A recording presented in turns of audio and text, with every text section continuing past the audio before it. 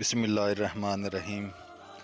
اے اہل کوفہ، تمہارا حال و مال برا ہو اور تم نے میرے بھائی حسین کو تنہا اکیلا چھوڑ دیا۔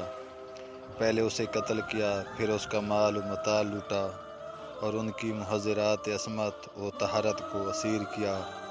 وائے ہو تم پر اور لعنت ہو تم پر، کیا تمہیں معلوم نہیں کہ تم نے کیا ظلم و ستم کیا اور کیسے کیسے گناہوں کے انبار اپنی پشت پر لادے اور کیسے کیسے محترم انسانوں کا خون کیا اور اپنے رسول کی بیٹیوں کو محزون و معوم کیا اور کن کن بزرگوں کو اموال لوٹے۔ بعد رسول خدا تم نے کائنات کے بہترین خلق کو قتل کیا۔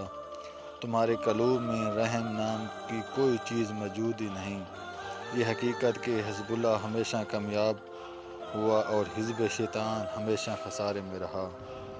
بعد ازاں آپ نے سید و شہداء پر مرثیہ پڑھا، اے ظالموں، تم نے میرے بھائی کو شہید کر ڈالا، اب تمہاری سزا ہمیشہ ہمیشہ جہنم کی آگ میں جلنا ہے۔ تم نے اسی خون کو گرایا ہے جس خون کا گرانا اللہ نے اپنے قرآن میں اور اس کے رسول نے حرام قرار دیا ہے۔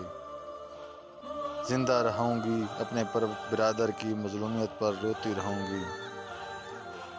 رسول اللہ کے بعد وہ کائنات میں اپنے فضائل کے اعتبار سے اپنا ثانی نہیں رکھتا تھا۔ اس کی یاد میں میری آنکھیں ساون کے بادل کی طرح برستی رہیں گی اور میرے آنسوں کبھی خشک نہ ہوں۔